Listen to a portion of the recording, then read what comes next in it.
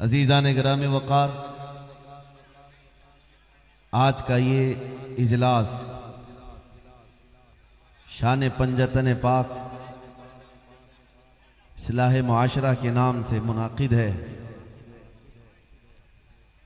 अक्सर ऐसा होता है कि लंबा सफ़र करने के बाद इंसान थक जाता है, लेकिन मेरी हालत ये है कि कसीर सफ़र के बाद भी जब आशिकों का ये हुजूम देखते हैं तो सारी थकान यूं ही दूर होती है। सुभान अल्लाह। मुझसे ये कहा जा रहा था छिंदवाड़ा में आप जा रहे हैं और आज यहाँ पर हालात थोड़े से गर्म हैं, यहाँ पर या तो जल्दी इंटर हो जाइए या थोड़ी देर के बाद, क्योंकि फिर एक रैली निकलने वाली है। मुझे ये खबर दी गई थी, मैंने उसी वक्त ये कहा शराब के नशे में धुत रैलियां और हैं, मुस्तफ़ा के इश्क की नशे की रैलियां और हैं। नारे रिसालत। शराब पीकर नशे में आने वाला मजमा और होता है, वो दिन के उजाले में नाच कूद कर सकता है, लेकिन मुस्तफ़ा करीम के इश्क में आने वाला मजमा रात के 12 बजे के बाद गर्म होता है। बेशक सुभान अल्लाह। ये हमने देखा है। ये सिर्फ और सिर्फ सुन्नियों का खासा है कि रात के 12 भी बज जाएं तो दिन के उजाले से ज्यादा यहाँ पर ताकत और कुव्वत नजर आती है। बेशक। अजीज़ान गिरामी वक़ार, दर हकीकत बात यह है कि मुस्तफ़ा करीम सल्लल्लाहु ताला अलैहि वसल्लम के उन सिपाहियों का मजमा है। हर ज़माने में जिस जमाअत से लोगों को खौफ होने लगा वो यही जमाअत थी। और एक बड़ी निस्बत की बात यह है कि आज जहां तक नजरें जा रही हैं आशिकों का हुजूम है, लेकिन मेरे लिए फख्र की बात यह है कि दुनिया आज डरा डरा करके मुसलमानों को सहमी हुई जिंदगी गुजारने पर मजबूर कर रही है। और कुछ लोग सहम जा रहे होंगे कि अब क्या होगा, तब क्या होगा, हादसे होंगे। लेकिन मेरे अजीज़ों छिंदवाड़ा वालों, तुम्हारे जज्बात बहुत जवान हैं। दुनिया को आज मैसेज दे दो कि आज भी वो कौम है जो करबला चौक में बैठ करके अपनी बहादुरी के मुजाहरे पेश कर सकती है। सुभान अल्लाह। बेशक बेशक। इस मैदान को निस्बत है करबला के मौला इमाम हुसैन थे। सुभान अल्लाह। और हम करबला की दास्तान रोने धोने मातम करने के लिए नहीं सुनाते। हम करबला की दास्तान इसलिए सुनाते हैं कि 80 साल का बूढ़ा भी हो तो सुन के 25 साल का जवान हो जाए। बेशक हक है। उसके अंदर जवानी आ जाए, बुज़दिली ख़त्म हो जाए, डर और खौफ निकल जाए। सुन्नियों के इजलास का खासा यही होना चाहिए। गम हुसैन अपनी जगह पर वो क़यामत तक रहेगा, मौला हुसैन की शहादत का गम, लेकिन हम इस गम का तमाशा नहीं करते। अपनी नस्लों में हम सुनाते इसीलिए हैं कि बार बार अपने बच्चों को करबला की दास्तान सुनाओ। सिर्फ ये मत सुनाना कि मौला हुसैन के बच्चे शहीद हो गए, उनके जवानों के लाशों पर घोड़े दौड़ा दिए गए, बल्कि ये भी बार बार सुनाना वो तन्हा रसूल का शहजादा था जो हजारों कुत्तों के सामने तन्हा शेर बनकर खड़ा था। बेशक सुभान अल्लाह। उस इमाम हुसैन ने करबला के मैदान से एक पैगाम दिया था कि जो आशिक रसूल होता है वो कभी तादाद नहीं देखता और ना ही ताकत व कुव्वत और तख्त व ताज देखता है। उसे हमेशा इस बात का यकीन होता है कि अल्लाह हमारे साथ है। बेशक अल्लाह हमारे साथ है। और आपको पता है उसी मौला इमाम हुसैन की नस्ल में सदियों बाद आने वाले हुसैन आजम के शहजादों में एक शहजादा हिंदुस्तान आया था जिसे पूरा हिंदुस्तान गरीब नवाज कहता है। बेशक सुभान अल्लाह। सैयदना मोइनुद्दीन हसन चिश्ती गरीब नवाज जब ये तशरीफ लाए थे तो बहुत बड़ी फौज लेकर नहीं आए थे, 8 फकीरों की जमात में आए थे। और ये वो दौर था जब शहाबुद्दीन गौरी कई मर्तबा जंगों के बाद शिकस्त खाकर वापस जा रहा था। यहाँ बहुत सारी जंगें हुई, राजे महाराजाओं से शिकस्त भी खाई। गरीब नवाज गुदड़ी पहने हुए फ़कीरों की जमात में तशरीफ़ ला रहे हैं। फौज के किसी आदमी ने देखा कि एक बाबा लोगों की जमात इधर आ रही है, पूछा किधर जा रहे हो? गरीब नवाज ने सीधे जवाब दिया, हिंदुस्तान फतह करने जा रहे हैं। सुभान अल्लाह।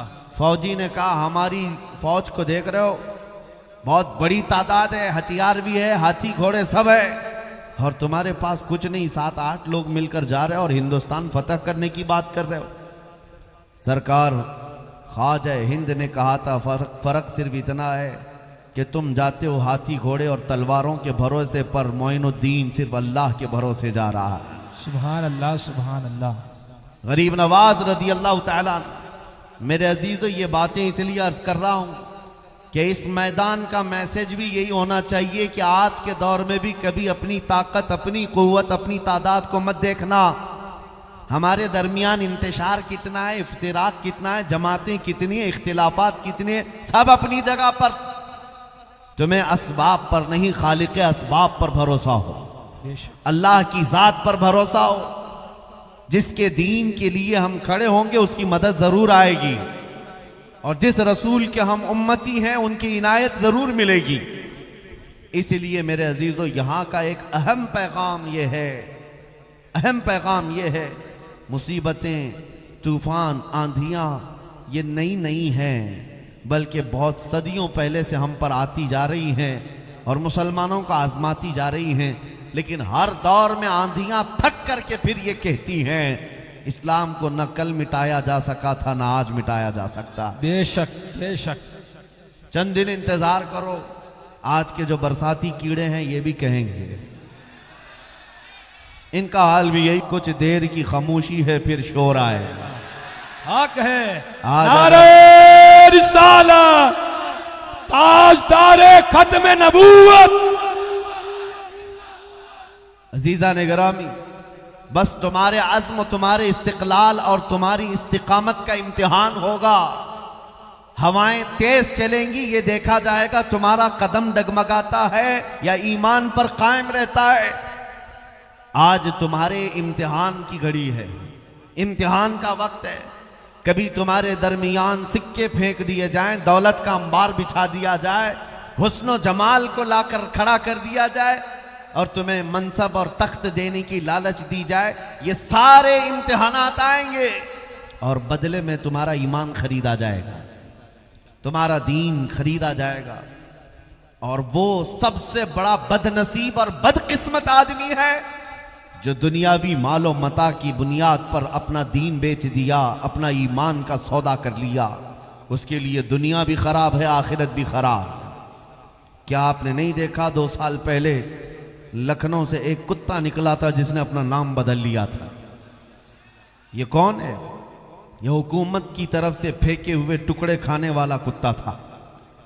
मनसब के लिए, जाह के लिए अपना नाम बदल दिया, धर्म भी बदल लिया, कशका भी लगा लिया, धोती भी पहन लिया। और मीडिया वाले तो इसी काम के लिए बैठे ही हैं। सारे दज्जाली मीडिया वेलकम करने लग गए और हॉट सीट पर बिठा बिठा करके उसकी तारीफ करने लग गए कि मुसलमानों में से कन्वर्ट होकर के एक आदमी आ गया है। और ये मैसेज देना चाहते थे कि अब मुसलमानों में खलबली मच जाएगी कि एक इनका बहुत बड़ा आदमी कन्वर्ट हो गया। तुफ़ लानत है इस मीडिया पर। 2 साल तुमने तमाशा कर करके देख लिया, उस कुत्ते के बदलने से पूरी जमात पर कोई फर्क नहीं पड़ा, बल्कि हमारी जमातों से यही कहा जाता रहा, कचरा था तो कचरे को इस्लाम से निकलना ही चाहिए, ऐसे की हाजत भी नहीं है। लेकिन अब हालत क्या है मैं आपको बताता हूँ। 2 साल नहीं गुजरे, एक नया कुरान बनाने की बात किया, हुजूर पाक के अखलाक पर एक छोटी किताब लिखने की बात किया। मैं उनका चरित्र लिखूंगा। नाउज़ुबिल्लाह बहुत कुछ करके देख लिया। अभी अभी की खबर यह है कि सारे पंडितों ने लात मार करके भेज दिया। और उसके बाद हालत यह हो गई, धोबी का कुत्ता न घर का न घाट का, दरमियान में उलझ कर रह गया। अब जिंदगी की भीख मांगने लगा, कहा कि मेरी जान बचा लो, मेरी जान बचा लो। ये सबको पता होगा, अखबार या न्यूज़ तुम्हारे तक पहुंचे होंगे तो मालूम होगा मैं नाम सिर्फ इसलिए नहीं लेता कि मैं नापाक नहीं करना चाहता, बाकी मुझे डर नहीं है, खौफ नहीं है। हम इस मुकद्दस पाकीज़ा मिंबर को उन गलीज नामों से, उनके नामों से नहीं ये करना चाहते हैं। बहरहाल मेरे अजीज़ों, हालत ये हो गई जिसको आला हज़रत ने 100 साल पहले कहा था, या रसूल अल्लाह जो तेरे दर से यार फिरते हैं, जो तेरे दर से यार फिरते हैं, दर बदर यूं ही खार फिरते हैं। और हमारा तारुफ क्या होना चाहिए? वक्त का मुजद्दिद है बरेली का इमाम, उन्होंने अपना इंट्रोडक्शन जो करवाया वो यूं नहीं करवाया मैं बड़ा ज़मींदार हूँ, पठान हूँ, बहुत बड़ा आलिम हूँ, फ़कीह हूँ, मुफ्ती हूँ, बल्कि उन्होंने अपना इंट्रोडक्शन यूं करवाया, उस गली का गधा हूँ मैं जिसमें, उस गली का गधा हूँ मैं जिसमें अरे मांगते ताजदार फिरते हैं। हम सब की भी पहचान यही होनी चाहिए। और बेदम वारसी रहमतुल्लाह ताला अलैह ने दुआ किया था, सके तैबा सब कह के पुकारे बेदम, सारे लोग मुझे मदीने का कुत्ता कहकर पुकारे। बेदम वारसी कहते हैं, सके तैबा सब मुझे कह के पुकारे बेदम, यही रखियो मेरी पहचान मदीने वाले। हुजूर की बारगाह में या रीज़ा कि मेरी पहचान बने तो आपके नाम से बने, दुनिया मुझे जाने तो आपकी गुलामी से जाने। ऐ मुसलमानों, आज वो वक्त आ गया है, तुम अपनी पहचान बताओ लोगों को, तुम आज़्म इस्तिक़लाल के साथ खड़े हो जाओ एक बार। ये सेकुलर बनने की कोशिश में होता क्या है आपको मैं बताऊं, फैशन ने और दुनिया ने एड़ी चोटी का जोर लगा लिया है तुमको आज़ाद ख्याल बनाने के लिए, तुमको दीन से बरगश्ता करने के लिए। चंद दिनों पहले एक साहब हमसे पूछने लगे, हालात बड़े ख़राब हैं, क्या अभी भी दाढ़ी रखना वाजिब है? क्या अभी इस ज़माने में कोई हिकमत और मसलहत से हम नहीं चल सकते? हमने कहा इस ज़माने में तो और बड़ा वाजिब है, क्योंकि जिन लोगों को तलवार नहीं चुभती दाढ़ी चुभती है, और हम चुभाने के लिए नहीं रखते। मैं आपसे कहता हूं, दुनिया नंगा घूमने में शर्म नहीं करती, चोटी रखने में शर्म नहीं करती, तो हम मुस्तफ़ा की दाढ़ी पे शर्म क्यों करें? वाह वाह, मेरे नबी की दाढ़ी रखने में शर्म क्यों करें? है नौजवानों, अगर ये जिम्मेदारी तुम नहीं उठाओगे तो कौन लोग उठाएगा? हुजूर पाक के अखलाक के तर्जुमान अगर तुम नहीं बनोगे तो कौन बनेगा? इसलिए आज मेरा मैसेज, मैं छोटी सी गुफ्तगू करूंगा, खुलासा कलाम यही होगा, खुलासा कलाम सिर्फ ये होगा, उनके जो हम गुलाम थे खल्क के पेशवा रहे, उनसे फिरे जहां फिरा फिराई कमी वकार में, हमें करनी है शहंशाह बतहा की रजा जोई, वो अपने हो गए तो रहमत परवरदिगार अपनी। हुजूर पाक सल्लल्लाहु ताला अलैहि वसल्लम की तरफ लो लगा लो।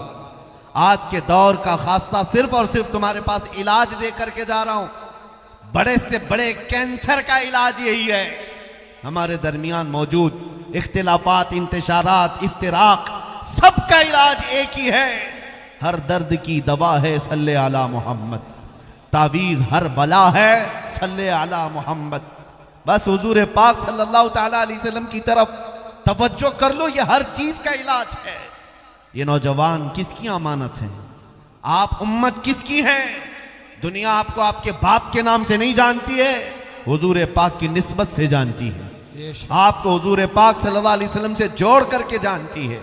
मैं एक बात आपके सामने अर्ज करता हूं, आज के अगरचे पुरफितन हालात, नौजवान भटके हुए बहुत ज्यादा हैं, अखलाक में भी मुतगय्यर हैं, सब होने के बावजूद एक बात का यकीन आज भी है, हमें दिल के अंदर आज भी एक यकीन चलता है, नशा भी करते हैं ये मस्जिदों से भागे हुए भी हैं, गाने भी सुनते हैं, बहुत कुछ करते हैं, लेकिन उन तमाम चीजों के होने के बाद भी दिल में न जाने एक यकीन और आता है। एक गैर मुस्लिम साहब, नेता साहब के पिए, उन्होंने मुझसे कहा था, मौलाना आप बार बार तकरीर में ये कहते हैं कि वो इस तरह ना बनो, दोपहर में लाल झंडा, शाम में नीला झंडा और रात में हरा झंडा, बार बार पार्टियां बदलने की और इधर से उधर जाने की ये जो फिक्रें होती हैं, ऐसा ना करो। आप अपनी तकरीरों में करते हैं लेकिन सबसे ज्यादा तो आपकी कौम ही ऐसा करती है।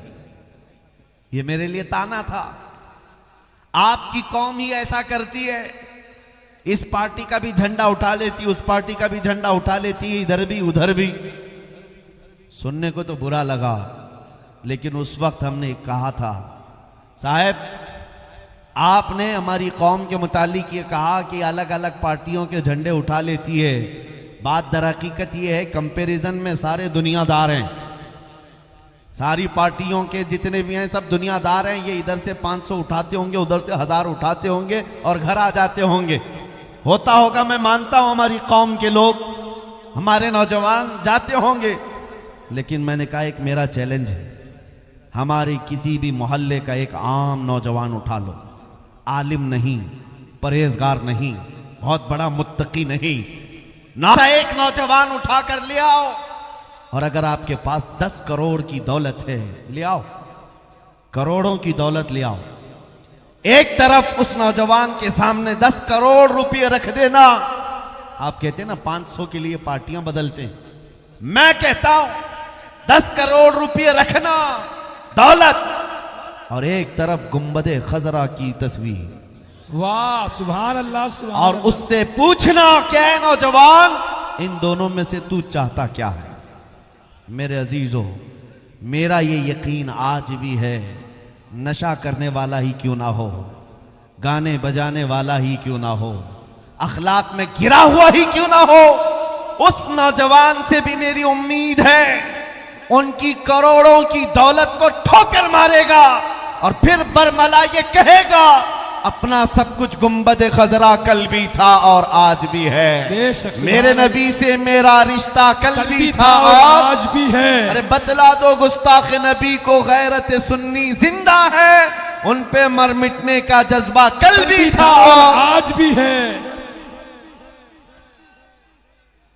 अल्लाहु अकबर, या रसूल अल्लाह। बच्चा बच्चा है कुर्बान, बच्चा बच्चा है। मैं अब महसूस कर रहा हूं, क्या आप सबका भी अकीदा यही है या नहीं। जब एक तरफ आपके सामने पूरी दुनिया लाकर रख दी जाए और दूसरी तरफ गुंबद खजरा की तरफ दिखाया जाए, ए अजीजा निगरामी अपने दिल पे हाथ रख करके बोलो, फिर किसको कबूल करोगे मेरे आका सल्लल्लाहु अलैहि वसल्लम के उस हरे गुंबद को। क्या हम में से कोई ठुकरा सकता है। हमारी जान जा सकती है लेकिन वहां से नजरें नहीं फिर सकती। हमारा ईमान यही है, हमारा ईमान यही है, जो जान मांगो तो जान दे दे, जो माल मांगो तो माल दे दे, मगर ये हमसे कभी ना होगा नबी का जाहो जलाल दे दे। ये जज्बा जब तक बाकी रहेगा, डरना मत। और 100 साल भी इनको कीड़ों को इधर उधर करने दो और 1000 साल भी करने दो, लेकिन इंशाअल्लाहुल अजीज दीन इस्लाम सुबह क़यामत तक इसी तरह लहलहाता रहेगा। परचम इस्लाम लहलहाता रहेगा, लहराता रहेगा। डर और खौफ से आज जो जी रहे हैं कि क्या होगा, बड़ी बड़ी ताकतें हैं, बड़ी बड़ी फौज, बड़े बड़े लोग हैं, लेकिन मैंने महसूस किया है ये दज्जाली मीडिया जो 24 घंटे हम पर भोंकते रहते हैं, सुबह से शाम तक जो न्यूज़ चैनल खोलो इनको सिर्फ टोपी, दाढ़ी, मस्जिद, मिंबर, मीनार, बुर्का यही नजर आता है। हम पूछते मियाँ ये तो एक छोटी सी कौम है, बार बार डिबेट क्यों करते हो इसी मुद्दे पर। क्यों? इसलिए कि अंदर से एक डर सता रहा है, कुछ है अभी इनके अंदर। दुनिया तो कह रही है कुछ नहीं है, हम भी यही कह रहे हैं कुछ नहीं है, हमारे पास कोई मनसब नहीं, ओहदा नहीं, हमारी पार्टी नहीं, हमारा सियासत में मुकाम नहीं, हमारे लीडर नहीं। लेकिन ये कुत्ते भौंक कर कहते नहीं कुछ है, कुछ है। जिसको इकबाल ने 100 साल पहले कहा था, कुछ बात तो है कि मिटती नहीं हस्ती हमारी, कुछ बात तो है कि मिटती नहीं हस्ती हमारी। सदियों रहा है दुश्मन दौरे ज़मा हमारा, यूनान और मिस्र और रोमा सब मिट गए जहां से, बाकी मगर है अब तक नामो निशान हमारा। तौहीद की अमानत सीनों में है हमारे, तौहीद की अमानत सीनों में है हमारे, आसान नहीं मिटाना नामो निशा हमारा। बेशक गुलाम है, गुलाम है, गुलामी रसूल है। जो ना हो इश्क मुस्तफा, ताजदारे खत्म नबूवत।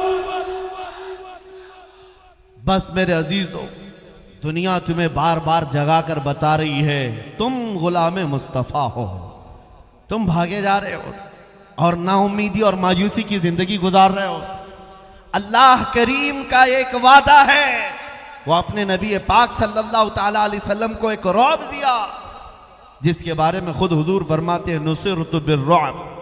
अल्लाह ने मुझे रौब के जरिए से मदद किया है। 500 मील दूर भी दुश्मन हो हुजूर का, उसका दिल हिचकोले खाने लगता है हुजूर के नाम से। यह अल्लाह की तरफ से डाला हुआ रौब है। और मैं ये कहता हूं मेरे मुस्तफ़ा का सदका है, सदियां गुजर गई, उनकी उम्मत के महबूबों को अल्लाह ताला हुजूर का वो रौब अता किया। हुजूर पाक सल्लल्लाहु अलैहि वसल्लम के रौब का हिस्सा आज भी दिया है। उस चीज को महसूस करो और जिंदगी गुजारो। आपको किस बात का डर है? आप आतंकवाद हो, आप दहशतगर्द हो, किसी की सर्टिफिकेट लेने की जरूरत नहीं, किसी की सर्टिफिकेट लेने की जरूरत नहीं। तुम्हारा दीन और ईमान सच्चा है, तुम्हारा खुदा सच्चा है, तुम्हारा नबी सच्चा है, तुम्हारी किताब सच्ची है या नहीं? बेशक।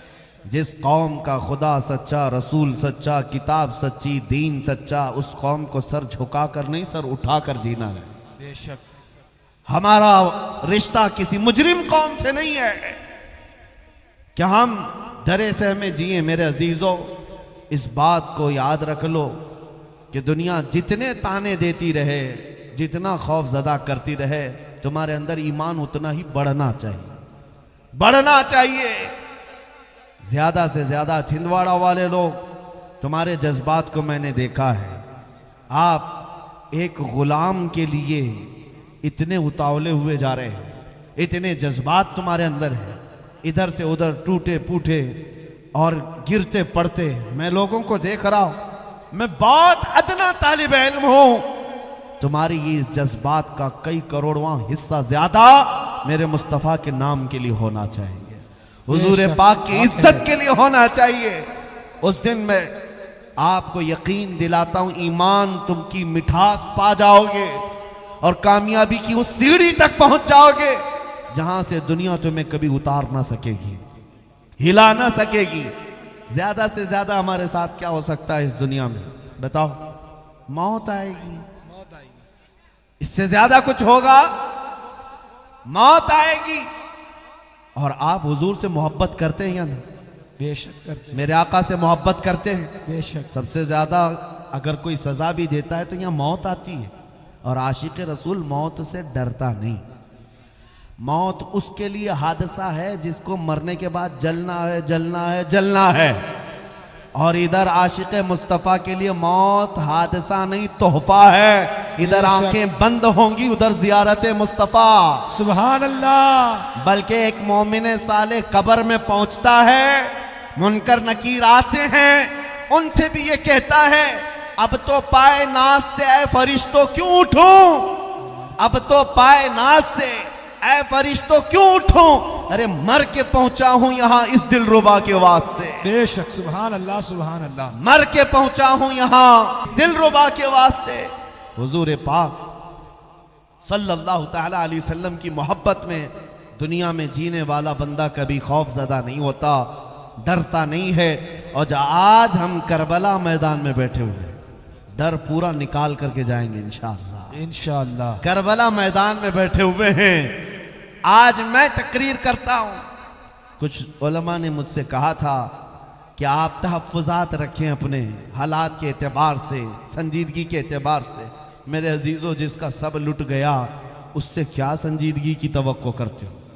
हमारे पास दुनिया की कोई बचाने जैसी दौलत है ही नहीं, एक वही दौलत आमिना के लाल की मोहब्बत। और उस पर भी कुत्ते और भेड़िए भौंकने लगे और तुम हमें अमन से बैठने और चैन से रहने की बात करते हो। मैं कहता हूं तुम्हारी हिकमतें, तुम्हारी मसलहतें, तुम्हारा चैन और सुकून तुम्हें मुबारक, हमें बिलाल हबशी की विरासत मुबारक, सुभान अल्लाह, हमें सुभान खुबैब अल्लाह। इब्न अदी की विरासत मुबारक।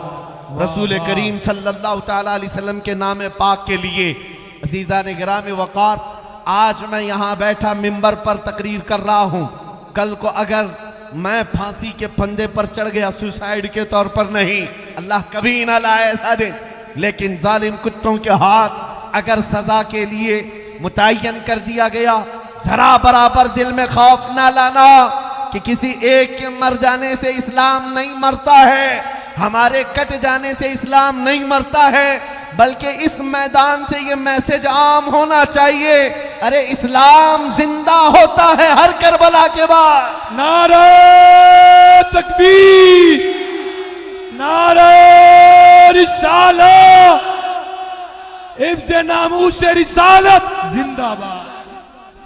बस इस बात का आप लिहाज रखें, इस्लाम जिंदा होता है हर करबला के बाद, हर करबला के बाद। ये पहला मौका नहीं है,